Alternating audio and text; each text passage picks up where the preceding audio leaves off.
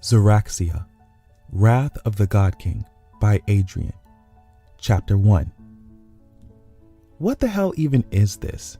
I hopelessly asked myself for clarity while watching the morning sunlight bounce across his face. Christian's dreadlocks fell over his eyes, but I could tell that he was awake. He was probably still drunk, but awake nonetheless. Why are you staring? Christian's full lips moved so that he could launch a smile at me. He was pretty hard on himself in the gym and it showed. His athletic body was half covered by the sheets but still managed to draw and hold my attention. Every time I looked at him, I could only wish that I had even half his level of motivation. Although at times I wondered if it was only his desire to be healthy that kept him so impossibly disciplined. Christian was tall, dark, and handsome, and he knew it. Men and women alike were captivated by his charm and appearance. This got him into and out of trouble quite easily. In many ways, the only thing Christian and I had in common with each other was the complexion of our dark brown skin. I was a twinkie 23-year-old, and my femininity was not hard to miss. My voice was light, and the only exercise I ever did was dancing in the club. I changed the style of my hair practically every other week, and that day it was separated into two huge puffs sitting on my head. I had a personality that broke a lot of status quos, but Christian was nothing like that. Christian's voice was as deep as his calm. His nonchalant attitude about everything had pissed me off more times than I could remember, especially since he usually was just pretending to be unbothered. He was 25, but his chiseled face made everyone think that he was even older. It didn't matter that Christian was never violent because no one would dare try to fuck with him anyway. "I'm trying to make sure you're still alive after last night," I said. "God damn, you can drink." "We can drink," he corrected. "Don't put all that shit on me. I bet you don't even remember being on the stage last night." Christian eyed me. "Never happened," I said. "Well, Snapchat begs to differ," he shot back. "You're gay ass. I don't even know why you dance like that and expect people not to record it." "Oh my God," I said. "Can you just fucking delete it? I haven't even seen it yet and I'm ready to choke you." "Come catch me then," Christian grinned, threw a pillow in my face, and then shuffled out of his room. I'd only tasted him one time before, but the way he looked and all of that, nothing made me want seconds. I often wondered if he felt the same way about me. Outside of the drunken makeout session, I wondered if he wanted anything more. It was killing me inside to act like that wasn't a space I wanted to explore with him. I was just too nervous to say anything. I jeered as I looked around the room. Clothes everywhere, closet disheveled. It was a fucking mess, although the only reason my place was so clean was probably because many of my belongings were there in his room. It was my millionth time looking at the many sports players posted on his dark gray walls, and I was still puzzled by it all. He never talked about any of these athletes, and I think I'd seen him watch a sports game in full only once. Whatever, I thought. Christian is strange, but who isn't? I reached over to my right and picked up one of the remotes that lay on Christian's desk. Before long, I was flipping through the channels and hoping that the TV in front of me would cure my boredom. "Hey Xander, what are you trying to eat?" Christian shouting from the kitchen reminded me of how much I'd convinced myself that we were already a married couple. I should just work up the nerve and ask him. We were sharing beds anyway. "Pizza, I don't care," I shot back. "You always say that, and then..." All right, sushi, exactly. Whatever." I paused to listen as anticipation silently shrieked. "Christian, she came to me last night." Christian rushed back into his room. He was holding an unlit blunt, and a look of concern had smeared itself across his face. "Again?" he asked. "That's 5 times in 3 days." "Well, Christian, she's not telling me exactly, but there's something going on. I can tell she's trying not to worry me, though. She's checking on me damn near every 5 minutes, I responded. "My mother came to me often in my dreams. She lived in another universe on a planet called Xeraxia. I obviously hadn't physically met her, but I felt like I'd known her most of my life because of our mental conversations. These telepathic exchanges with my mother all began a few days after I turned 7 years old. I was convinced that I was going crazy hearing and seeing things, but when my powers started to manifest, I fully embraced and understood how different I was. Do you think it's your father? Christian asked, motioning for my help with the blunt. A small flame erupted from my thumb. He loved to use me as a damn lighter. It's always my father. He's constantly doing stupid shit, but this time it has my mother legitimately worried. I hope she's safe, I told him. Your father is the fucking God King of Emberland. There's no place on Xeraxia where she would be completely safe. He was right. He was also high, and I joined him. Okay, so I have to ask you. I stopped speaking because I felt my powers surge. I twitched embarrassingly as a jolt of energy coursed through my body. Holy shit, your eyes are glowing. Christian quickly put out the blunt and perked up. He knew what that meant and was overjoyed. I, however, was panicking. Why is he here? I thought. I rushed out of Christian's bed so I could throw on more than the pair of underwear I was wearing. I put on his clothes, which were hanging off the side of his bed. They smelled so good. They smelled like him. This boy is literally going to be the death of me. I was all over the place. I rushed outside where I knew he would be, and Christian was hot on my heels. We passed the parking lot and headed straight to the heavily wooded area behind Christian's apartment complex. After hopping an old and battered chain link fence, we walked for less than a minute, and there he was. Javelin, I whisper shouted. Javelin, what are you doing? You can't be here right now. It's the middle of the damn day.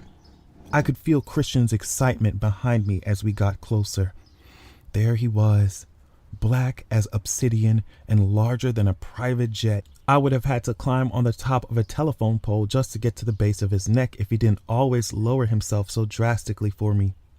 The daylight reflected off of his glossy scales and threatened my eyes with the glare as he crouched close to the ground on all fours. I tried to hush him. His roar could shake a building, and he was thrilled to see me. My God, he gets bigger by the day, Christian shouted. It's almost like Javelin was the only thing that he got excited about. I remember when he was the size of a cat. Pretty soon he'll... Shh! I don't know if that's a good thing. I'm surprised he made it unnoticed for so long as it is. I turned to Javelin and petted his weirdly comforting skin. It felt like power. It felt familiar. Baby, you gotta go home. Someone will see you out here, I pleaded. My dragon groaned at the request and moved around to avoid eye contact with me. His tail nearly knocked over a small tree as he repositioned himself. Javelin and I were mentally connected, and he came from the planet Xeraxia like my mother. She always used to tell me stories about how uncommon dragons were there. They could live for centuries, but only one is incarnated 1,000 years after the death of the last one. They choose their riders and could very rarely even use their magic to teleport. Teleportation is an extremely difficult task to accomplish, and it could exhaust the dragon's power. At most, he could only use teleportation magic twice in one day, which usually meant just being able to travel to Earth to see me and back home again. But my mother had never heard of a dragon that could trek to different universes to get to their rider. Then again, no rider had ever been universes away from their dragon. Whatever the case, Javelin needed to get back to Emberland on Xeraxia before people here saw him. He's never shown up here. He knows the spots around the city, and this isn't one of them. Christian was right. You guys go flying at night anyway. So even if that's what he wanted, it still doesn't make any sense. He's trying to tell me something, I responded. He wouldn't waste his magic like this for no reason. I tried to focus on feeling Javelin's emotions. Our bond was very strong, but I still wasn't getting much information. It was probably the hangover and my decreasing high messing with my magic. I cursed when my dragon suddenly and loudly uprooted trees as he stretched out his massive wings. The area around us quickly dimmed when he blocked out the sun. His wings were some of the most intriguing things about him. They looked like those of a gigantic bat and appeared to be armored in black and twinkling gemstone. I noticed that he kept motioning his head toward his right wing. The two long, twisting silver horns that sat at the top of his skull were pointing underneath it, and he grunted from his discomfort. He is trying to tell you something. Christian's words trailed off as he glared. I walked underneath Javelin's outstretched wing, unable to see much. Christian didn't nickname him Midnight for nothing. Extending my left arm, I conjured a ball of flame in my hand. The fire cracked loudly and cleared away the darkness. I looked up, and what I saw almost made me pass out. Fuck! I think he'd been fucking tagged, I said. What? Christian shouted. What the hell does that even mean? I signaled for him to come over and look. He did. Oh shit, is that the seal of Emberland? He asked. I think it's from the Emberland police. I knew this day would come. Damn it, I barked. I looked at the magical seal that branded my dragon. A simplistic design, 3 flame symbols encircled that represented the 3 districts of the kingdom of Emberland. I ousted the fire around my hand with a thought and was trying not to let my anxiety spiral out of control. Christian noticed. Breathe, Xander. Christian's voice was soothing. There was no way that you could have kept him a secret forever. Not in this world and not in Xeraxia. We don't even know what it is yet. Can we ask your mother? I'm going to have to, I told him. How? She's the one who contacts you. Don't you have to be in a deep sleep? There's this spell. It involves blood magic, I responded. Okay, that's fucking nasty. So which animal are we Christian paused. The look on my face told him everything. Oh, hell no. Your blood is needed for this shit, Christian yelled. Christian, hush. There's a big-ass dragon in front of us, and the last thing we need is for someone to come looking. I really wanted him to just calm down. Okay, well, I think you should wait for her to contact you, as usual, he shot back. If I wait, Javelin could die. I have no idea what that thing is, and I want it off him now. Didn't your mom say that dragons cannot be killed? He asked. No, it's possible to kill him. It would just be very hard. Either way, I'm not taking any damn chances. Javelin's head was bigger than my whole body, but that didn't stop him from moving it over to lick my face. He was only 2 years old, and he definitely acted like it. Now I'm soaked. Thanks, Jay, I sneered, but I loved our connection. It was so strong that I knew his death would lead to mine too. I tried not to think about it. How many times have you practiced the spell? Christian asked me. What? Well, she taught it to me, I muttered. Christian waited for me to finish talking since he knew the worst was coming. She taught it to me 3 years ago in a dream that I barely remember. It was just in case something crazy happened, I clarified. All those words, and you still haven't answered the question, Christian said with the most pointed tone I'd heard from him. All right, I haven't practiced it, damn it, I admitted while running back towards his apartment. He ran after me. You haven't fucking practiced it, he said as he closed the door behind us. And I'm supposed to what, just let you grab a knife from my kitchen and cut yourself open? I already had the blade in my hands. I accessed my magic and could feel my eyes glowing blue like the flame I could create. That's exactly what I'm going to do, I announced as I ran to the bathroom and locked myself in it. You're not supposed to run with knives, nigga, Christian yelled from outside the door. Stop this shit and let me in, Xander.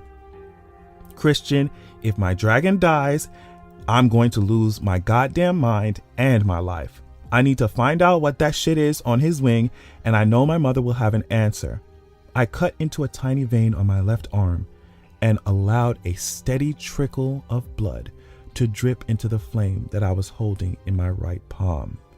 Via semita, I said in Iberian, show me mother. I collapsed hard as my mind was transported in search of hers. I could hear Christian's shouts, but he sounded so far away.